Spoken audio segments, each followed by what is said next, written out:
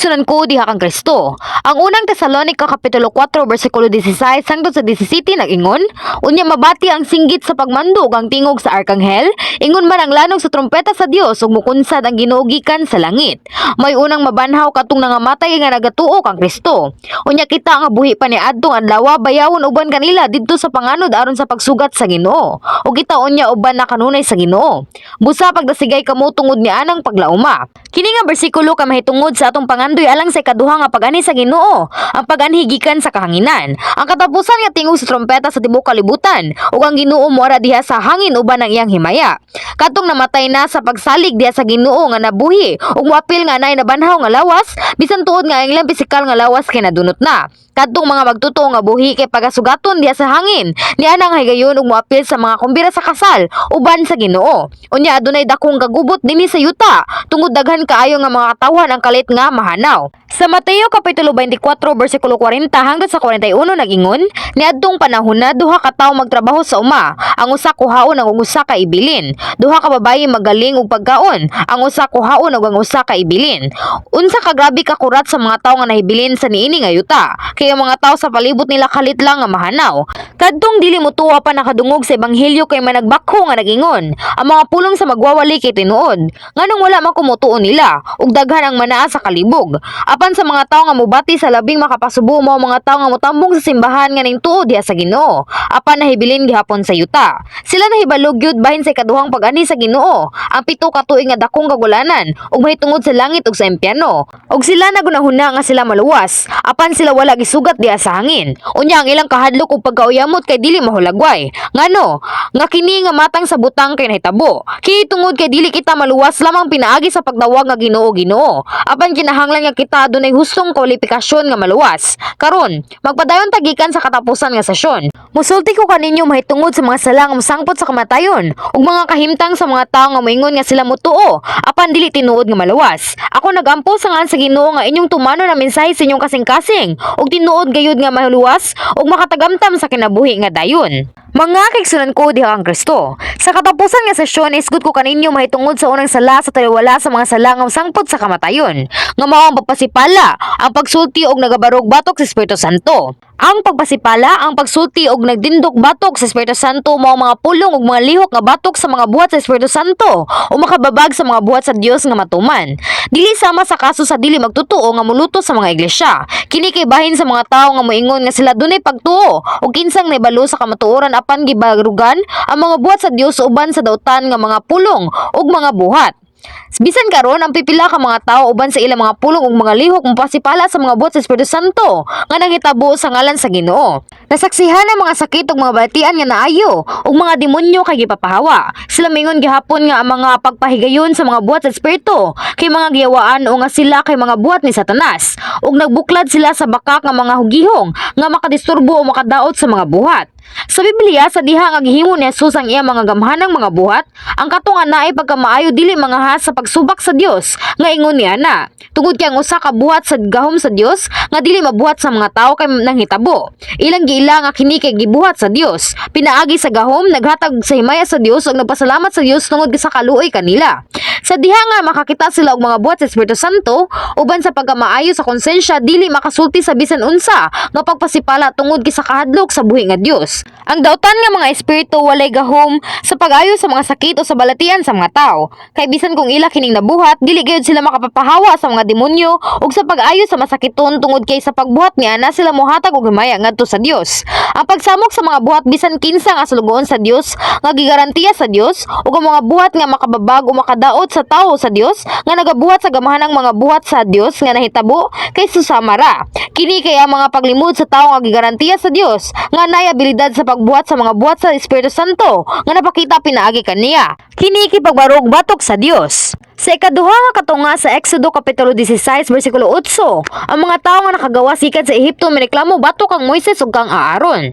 Tungod kay sila wala nay pagkaon, kini nag-ingon, kay siya nakadungog sa inyong mga bagulbol nga gibagulbol ninyo batok kaniya. Ug unsa ba kami? Ang mga pagbagulbol ninyo dili batok kanamo, kun dili batok sa Ginoo. Sa diha nga mga tawo sa Israel dili gusto nga manalagna nga si Samuel nga maghari kanila ug nanghanyog usa ka hari kini nag-ingon diha sa unang Samuel kapitulo 8 bersikulo 7. Ang Ginoo mingon kaniya, tumana ang tanan nga gihangyo sa katawhan kanimo, kay dili man ikaw ang ilang gisalikoy kun dili ako. Dili sila buot nga ako'y mo'y maghari kanila.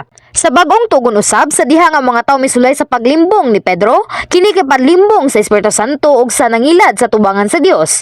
Mahitungod niini sa Buhat kapitulo 5 bersikulo 3 hangtod sa 4 nagaingon, si Pedro mingon kaniya, Ananias, nganong nagpatintal ka man ni Satanas og namakak sa Espiritu Santo, pinaagi sa pagtibig ug bahin sa halin sa katigayunan. Sa wala pa nimo ibaligya ang katigayunan imo kadto, ug sa dihang nabaligya na ang halin imo gihapon. Karon nganong namakakan man, dili ang mga tawo ang imong bakakan kundili ang Dios. Sa pagkadungog ni ani si Ananias ug Sapira napukan ug namatay. Sila nahulog ngadto sa kamatayon nga walay higayon sa Panginusol. Ako nagawhag kaninyo sa ngalan sa Ginoo nga inyong mahinumduman kini nga mga pulong aron nga kamo dili gayud mo pasipala, musulti ug mubuhat batok sa Dios. Para sa inyong kasayuran, ang pipila ka mga kaso nga ang mga tawo makapapahawa sa mga yawa sa ilang kaugalingon ug sa pagpapahawa kanila pag-usab. Kini walay kalabutan sa buhat sa Espiritu Santo. Ang uban maingon nga ang tanan kay buhat sa usa ka yawa. Pananglitan, kung usa ka tawo adunay balabad sa ulo, sila maingon ang imong ulo gipanag-iya sa yawa. Ug ang mga masakiton nga mga tawo modawat niini nga kamatuoran. Sa niini nga paagi, kung kana nga tawo tinuod nga modawat niini ingon nga usa ka demonyo, ang mga demonyo mahimong moadto sa mga tawo. Sumala sa mga balaod sa espiritual nga gingharian, kini mahimo sa dihang inyong isugid. Apan tungod kay kini dili kay usa ka kaso din ang tawo nga bugos nga gipanag-iya sa yawa, sila makahimo nga magpahawa sa yawa sa dili madugay. Busang ubang mga tawo makasinati sa demonyo nga mosulod ug mugawas kanunay. Kini kay pagdawat lamang og mopagula sa mga yawa. Kini kay dili buhat sa Espiritu Santo. Sa kahimtang sa mga anak sa Dios nga adunay pagtuo, ang mga demonyo dili makaduol dayon ngadto kanila. Tungod kay ang kasing-kasing sa mga magtuto kay mauman ang templo nga diin ang bala nga espiritu nagapuyo. Ang hugaw nga mga demonyo dili makasulod didto kung gusto nila. Ug kung kamo modawat sa yawa uban sa inyong mga ngabil ug motawag niini, kini kay dili matarong sa tubangan sa Dios.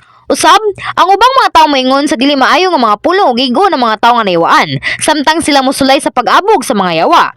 Kini kay dili matarong usab sumala sa kamatuoran, ug kini dili buhat sa balaang espiritu. Bisan tud ang usa ka gihawaan, atong datuhon ang tawo sa mabination nga paagi. Kung kita mo papahawa sa mga yawa pinaagi sa gahom sa Espiritu Santo, kita igo lang musugo uban sa mga pulong, dili sa panunglo o sa pagbunal sa tawo.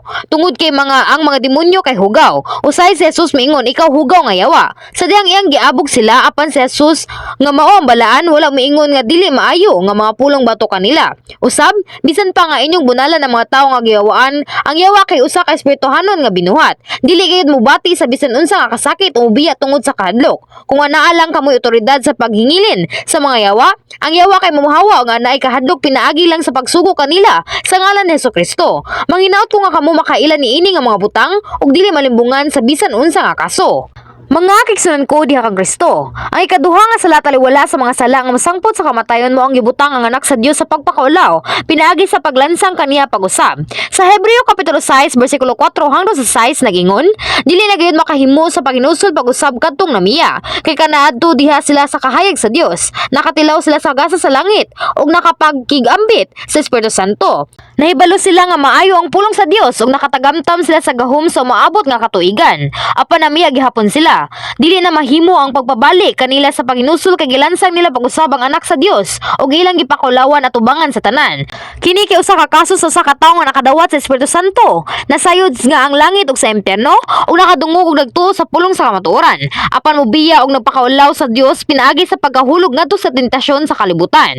Bisan kung ang usa ka tawo nakadungog sa ebanghelyo ug misugod sa pagtambong sa simbahan, kung siya adunay lay pagtuo ingon nga nakahibalo ug moadto sa kalibutan, siya adunay lain nga higayon sa pagdawat sa kaluwasan. Apan kung ang mga tawo nakadawat sa grasya sa Dios diha sa buhat sa Espiritu Santo ug unya mobalik ngadto sa kalibutan, sila makadawat sa mga buhat ni Satanas sa hilabihan gayud. Sila muhatag sa dautan labo pa kaysa dili magtotoo. Mulimod sa grasya nga ilang nadawat kaniadto ug bisan pagalutuson ang simbahan ug mga miyembro.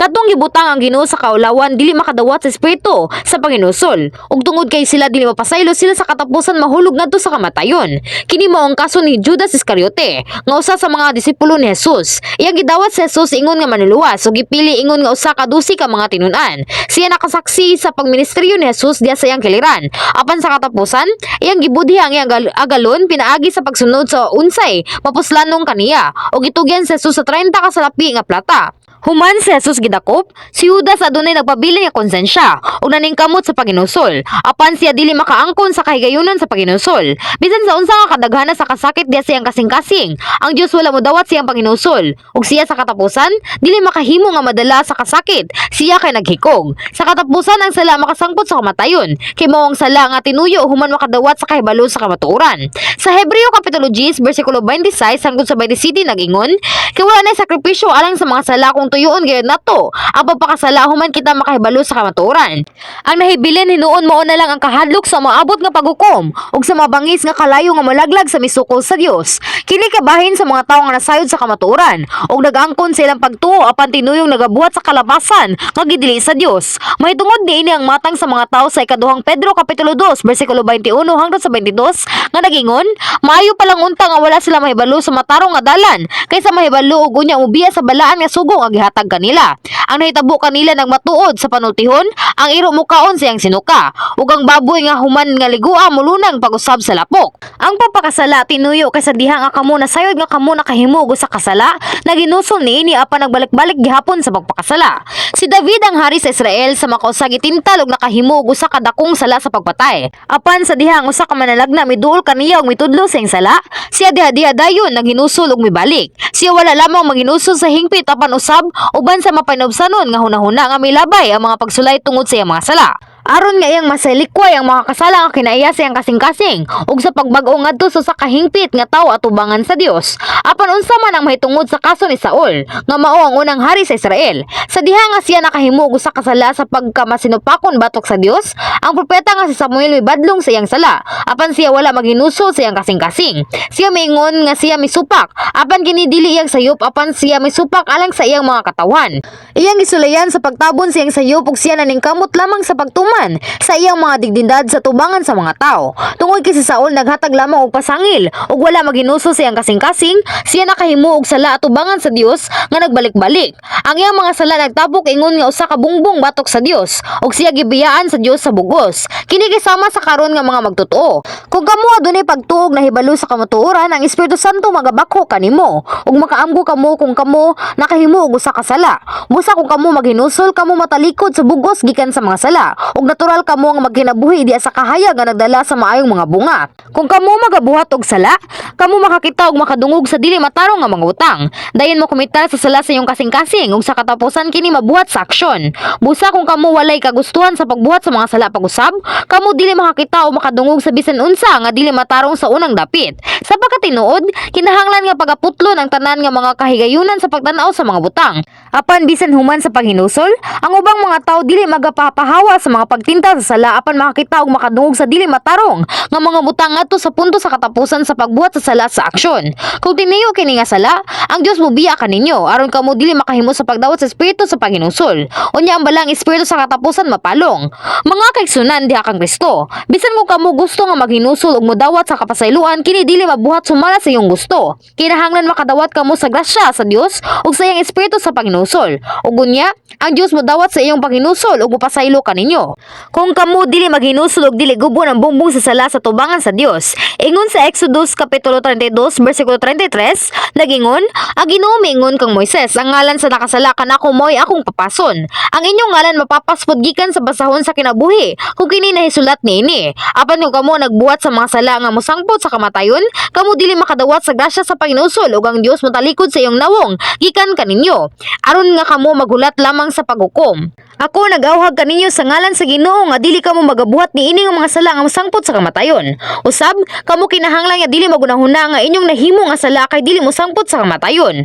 Kung kamo mutukod sa mga bumbong sa sala, bisan pa kung sila mga gagmay, kamo dili makadawat sa kahingpitan sa Espiritu Santo o kamo kay lagmit nga gitintal ni Satanas. Kini mo ang paagi sa nga kamo mahimo nga makabuhat sa mga sala nga mosangpot sa kamatayon. O bisan, kung kamo halos dili makadawat sa kaluwasan, kini makakaulaw lamang nga kaluwasan. Busa ang anak sa Dios kinahanglan makigbis paglisok batok sa mga sala ngadto sa punto sa pagpaaga sa dugo ug sa pagsalibay sa tanang matang sa kadautan aron mamaayo ang nawala nga gragway sa Dios.